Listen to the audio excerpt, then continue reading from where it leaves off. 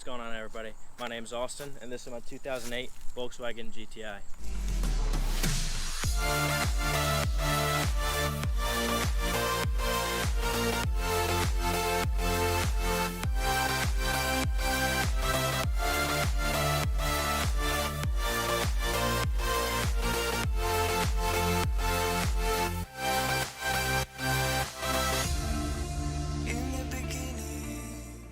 What's going on, everybody? Ratchet Wrenches is back for another video.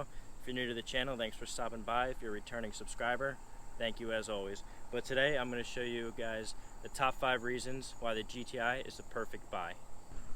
So the first reason I think the GTI is one of the perfect buys is the reliability aspect. And I know a lot of you guys are going to argue with me on that, but this is my personal standpoint, and being a Volkswagen mechanic, I think it's one of the most reliable cars that I've worked on, and that even includes the engine. And this is an FSI engine. I know the newer ones are usually the TSI or the TSFIs, but I love this engine and it has not done me wrong. As long as you're up to date on the maintenance, everything's well. So there's a few reasons why I consider the GTI reliable.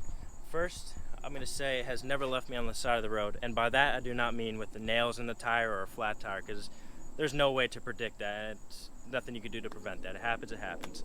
But more along the lines of the engine and the transmission. I have the DSC transmission in this car, and as long as you're up to date on the maintenance, you do that 40,000 mile interval drain and refill, you'll have no problems. You'll never get in the car and have a sticky shift or, grinding gears or anything like that.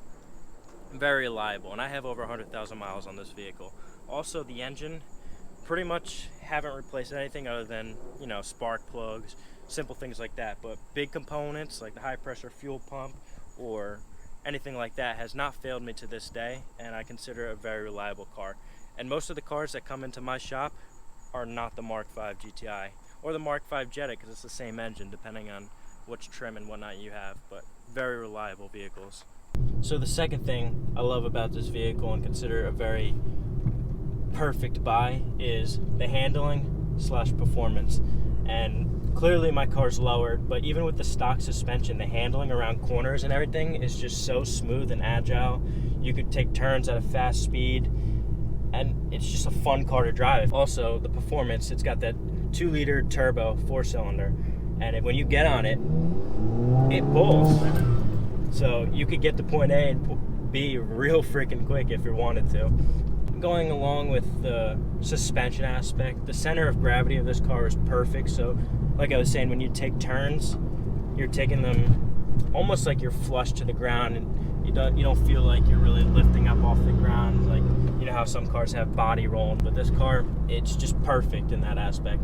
So now for the performance aspect, I have it in sport mode right now, which obviously only standard on the automatic transmission, but it goes, the rev line is a lot higher, so you could really step on it. And if you wanted to race someone, not saying you should do it, it's quick, it moves. If you want to get in front of someone last second, or you have to make a judgment call, just drop it into sport mode and go. You'll get to where you need to go very quick.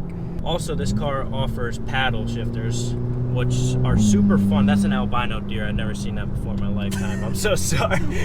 So one more aspect about this car that's very performance oriented and race car feel is the paddle shifters. You have all control with the tips of your fingers, which is insane to think of, but that's how the future is, and I love it. I could downshift whenever I want. I can upshift if I want. It's just an all-around fun time with these paddles. Yeah, people say with the manuals you get more fun, you get the more driving experience, but it's just the same with the paddles. All those people that say that have not driven paddle shifters and just don't appreciate what they have to offer. They're very fun. Another reason why I consider this a best buy is it's so easily tunable. You can have fun with this. So right now I'm stage 2. I have an intake, an exhaust, a downpipe. I have the coilovers, I have a blow-off valve. I have a bunch of stuff that I've listed in previous videos, which I'll tag up above. But if you want to get on this, I'm pushing 22 pounds of boost, which is pretty significant for being such a little car and the stock turbo. I have an APR Stage 2 software. I know there's Unitronic and some other competitors. I think it's very reliable, and they don't push it to where it's too much power and you're gonna hurt the engine or hurt the car or whatnot. It's just enough. And I'm gonna pause because there's that albino deer. You see him? So for the exhaust system I have a 3-inch downpipe by USP Motorsports. Then I have an AWE tuning catback, which you can hear. It's loud, just how I want it. It's not overly excessive.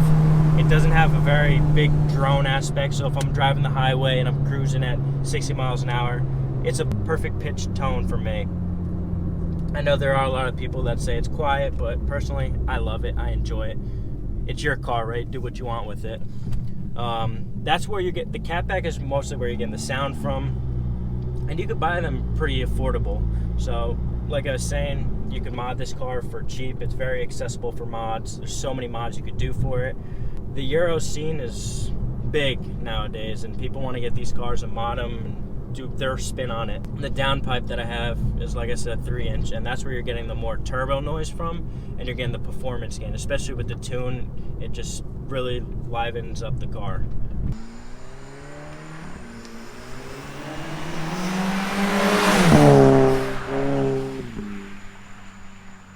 The third thing I like about this vehicle is the interior, and that includes everything in here. The seats, the leather, every aspect of this car, is interior is perfect for your everyday driver and just a sporty feel to that. One major component of this interior is the steering wheel. It offers that flat bottom that you see in race cars and stuff like that. Not the average car has that, and it's just one more thing that Volkswagen did to really stamp the sporty feel on this vehicle. It's got the leather finish with it, and the paddle shifters have a nice feel to them. They're not cheap plastics, easy to grip, easy to press, smooth. For the gearbox, the gear knob has a very comfortable grip / feel towards it. It's got the perfect leather with it as well. All the knobs and dials in this vehicle just are comfortable, smooth. They don't feel cheap. They're not that cheap plastic that you see on other manufacturers. The seating, that plaid stitching, people are always confused why they have the plaid stitching, but it goes back to the Mark I generation, and it's just to bring back that anniversary kind of feel.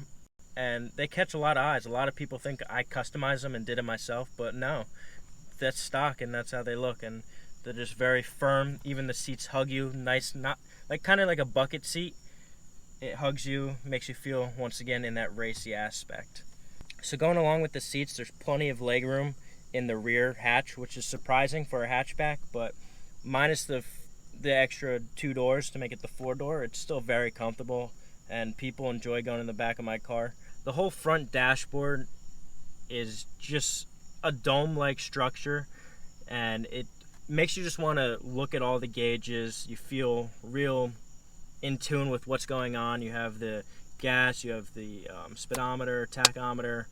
A lot of people think the GTI is more towards the young male crowd, but honestly, if you're an older male or female and you have kids, you could fit a car seat in here very comfortably.